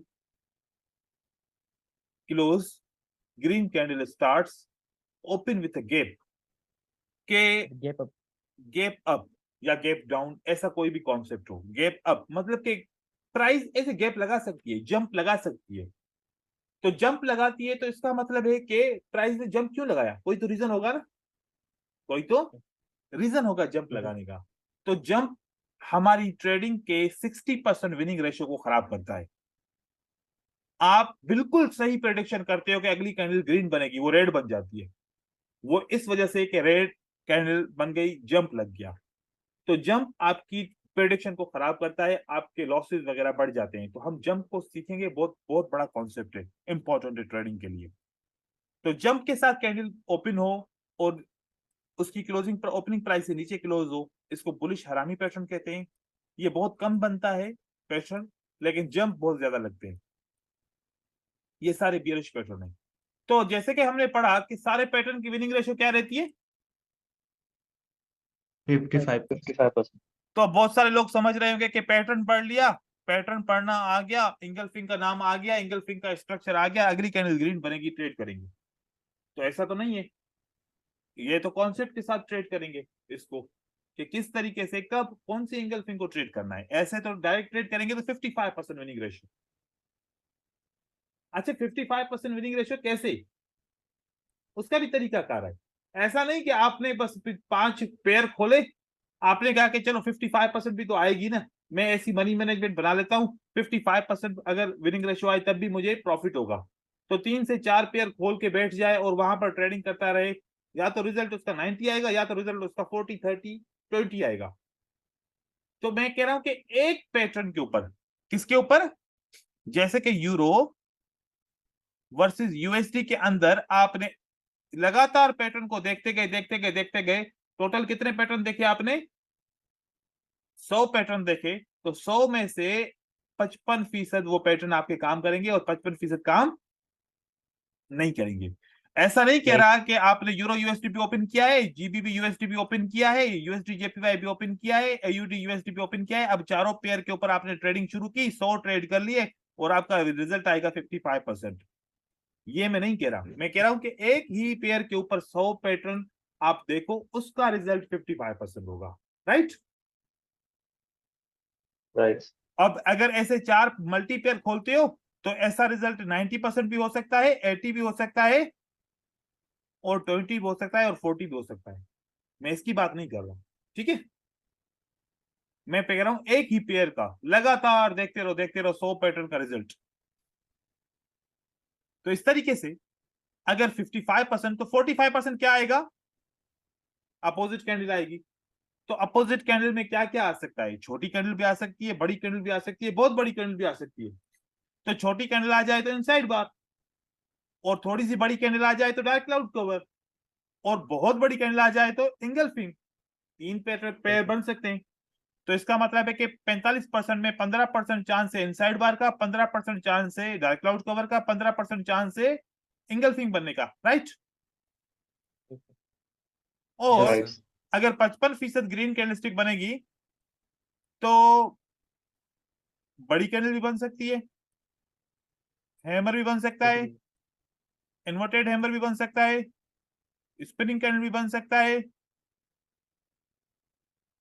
normal candle भी बन सकती है, मारुबोजो भी बन सकता है, ओपन मारुबोजो भी बन सकता है, क्लोज मारुबोजो भी बन सकता है, कोई भी कैंडल बन सकती है ना। तो 55% के हिसाब से देखा जाए तो पता नहीं एक एक कैंडल के 5-5%, 10-10% ऐसे हो सकता है। तो जरूरी तो नहीं कि हर बार हैमर और इन्वर्टेड हैमर ही आएगा, दूसरी कैंडल भी बन सकती है। तो अगर नॉर्मल कैंडल आ जाए तो फिर क्या बन जाएगा, वो तो फिर हमारा ट्रेड ही निकल जाएगा ना, ऐसे लगेगा जैसे हम तो वेट कर रहे थे कंटिन्यूएशन साइन का, यहाँ पर बन गई ये वाली कैंडल नॉर्मल। तो इसका मतलब क्या हुआ, इसका मतलब ये हुआ कि एक नया पैटर्न बन गया। क्या बन गया, एक नया पैटर्न। अब इसका नया नाम है। फिर इस पैटर्न के अलग 55% विनिंग रेशियो, मतलब कि हर एक कैंडल बनती जाएगी, एक नया पैटर्न बनता जाएगा, हर एक कैंडल बनती जाएगी, हर एक नया पैटर्न बनता जाएगा, और हर एक पैटर्न का क्या विनिंग रेशियो रहेगा, 55%। तब कौन सा पैटर्न कैसे ट्रेड करना है उसके लॉजिक अलग होंगे। टोटल 3 तरीकों से पैटर्न में ट्रेड करना सिखाता हूं, एक सिंपल बेसिक तरीका, दूसरा थोड़ा सा लॉजिकल तरीका, तीसरा थोड़ा स्ट्रेटेजिकल तरीका। तो तीनों सीखेंगे। तो अब अगर एक स्ट्रॉन्ग कैंडल या फिर एक ऐसी कैंडल को एज करें तो कौन से पैटर्न बन सकते हैं, वो पढ़ के फिर आज के लेसन को एंड करेंगे, फिर मजीद कल पढ़ेंगे। देखिए अब जैसे कि एंगल्फिंग के साथ एक स्ट्रॉन्ग कैंडल ऐड की, स्ट्रॉन्ग कैंडल तो हैमर भी है लेकिन हैमर ऐड नहीं करना, हैमर तो कंटिन्यूएशन साइन है ना, तो हैमर के अलावा कोई भी बड़ी कैंडल। तो engulfing +1 strong candle, 3 outside up. Outside इसलिए बोला कि ये जो सेकंड कैंडल है पहली कैंडल को आउटसाइड क्लोज किया, और आउटसाइड बार के साथ भी 3 आउटसाइड अप बन सकता है। ये भी एक नया पैटर्न है। अगर इसको ट्रेड करो तो 55% विनिंग रेशियो, तो इसको भी कंटिन्यूएशन के साथ ट्रेड कर सकते हैं। ऐसे ही पियर्सिंग लाइन के साथ स्ट्रॉन्ग कैंडल या फिर इनसाइड बार के साथ स्ट्रॉन्ग कैंडल, 3 इनसाइड अप, ये भी एक पैटर्न है।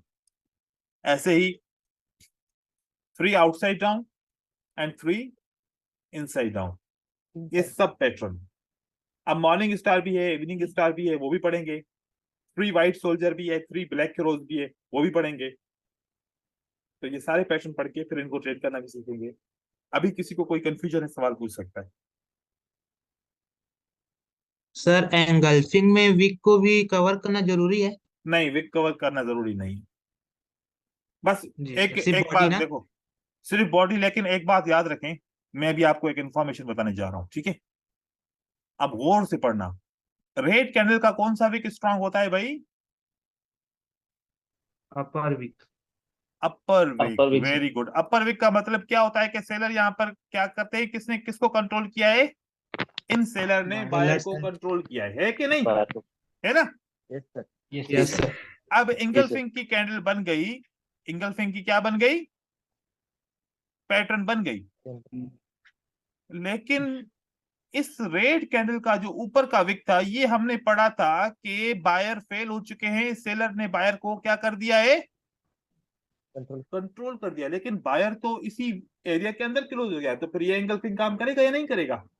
यहाँ पर तो सेलर का प्रेशर है ज्यादा, बोले नहीं करेगा सर।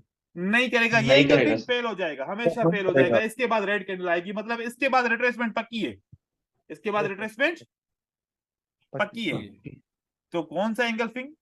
एक ऐसा एंगल्फिंग देखा हमने जिसका सेलर ऊपर से बायर को कंट्रोल कर चुका था, लेकिन नया बायर आया, उसने इसको उड़ा के रख दिया, इसको उड़ा के रख दिया। अब यह याद रखो, जब सेलर स्ट्रांग था और सेलर को बायर ने उड़ा के रख दिया, तो रेजिस्टेंस बिकम क्या बन गया? सपोर्ट। सपोर्ट। जो पहले एक स्ट्रांग रेजिस्टेंस हुआ करता था, अब बन गया स्ट्रांग सपोर्ट। तो अब ये किसको फायदा देगा? अब एक कैंडल आएगी, पहले नीचे टच करेगा, फिर उसको ऊपर लेके जाएगा, तो बन जाएगा आपका एक ग्रीन कैंडल, राइट? तो इस तरीके से कैंडलस्टिक, ऐसे थोड़े छोटे छोटे लॉजिक्स अगर हम समझ लें तो हमें बहुत सारी इंफॉर्मेशन मिल सकती है मार्केट से। तो इससे पहले आप लोग ऐसा सोचते थे एंगल्फिंग के बारे में?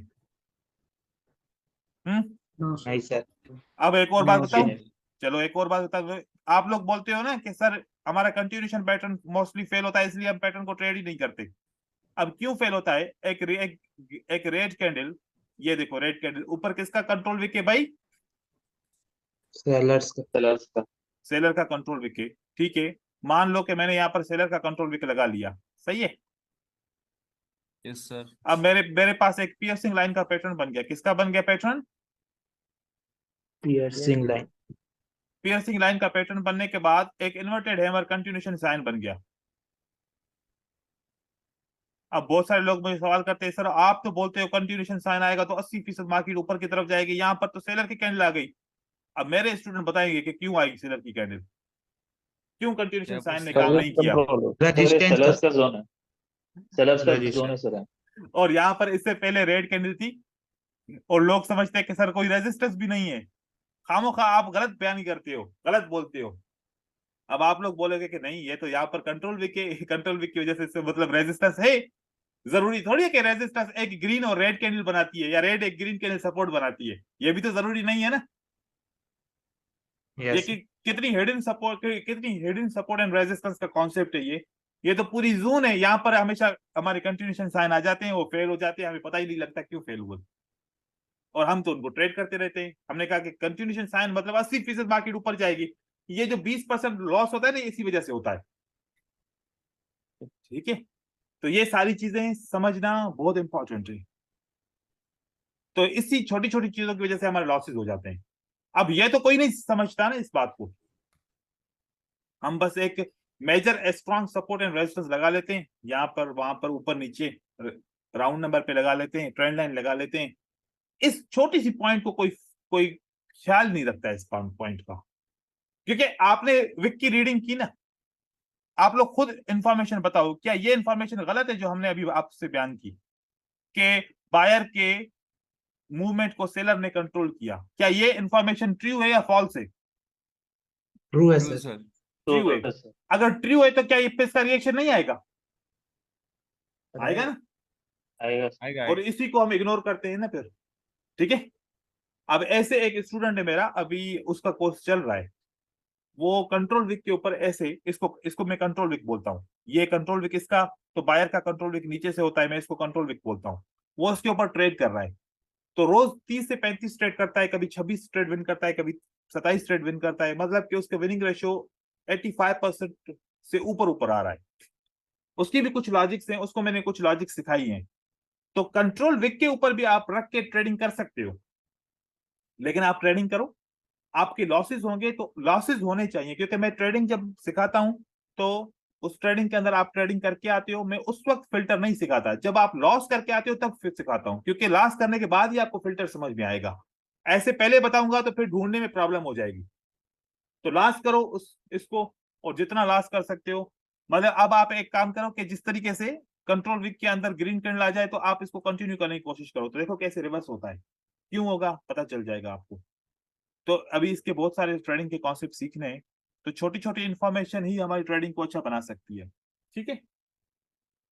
तो आज के लिए आई थिंक काफी हो गया, अब मिलते हैं कल की क्लास सर में, तो ठीक है। सर एक मिनट, जो अभी आपने ये बताया तो इसका मतलब सर पैटर्न से ज्यादा इम्पोर्टेंट एसएनआर लेवल होता है। देखो SNR level supply and demand को रिफ्लेक्ट करती है, ठीक है।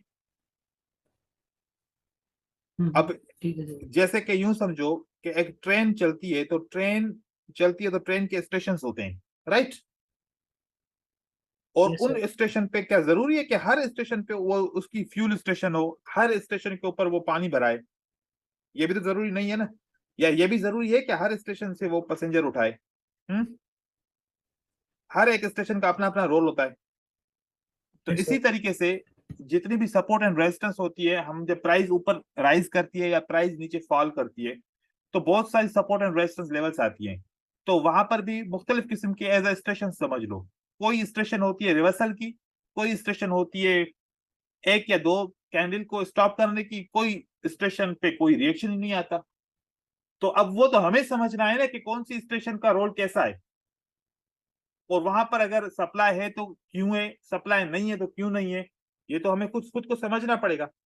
आई बात समझ में? तो Yes, ये sir. सारी चीजें हमें समझते हैं। अब ये जैसे कि कंट्रोल विक है, ये भी एक स्ट्रॉन्ग सपोर्ट एंड रेजिस्टेंस है। जैसे गैप अप गैप डाउन होते हैं, यह भी एक स्ट्रॉन्ग सपोर्ट एंड रेजिस्टेंस का कॉन्सेप्ट होता है। हिडन एसएनआर को मैं ज्यादा फॉलो करता हूँ, क्योंकि वो विजिबल नहीं होते, कोई यूज नहीं करता, तो इसीलिए वो ज्यादा काम करते हैं। ठीक है, तो हम आगे पढ़ेंगे आहिस्ता। आज तो पहला दिन है, आज तो इंट्रोडक्शन का दिन था, तो हमने थोड़ा सा कैनेस्टिक का इंट्रोडक्शन कर लिया। आगे पढ़ेंगे इसको मजीद हम।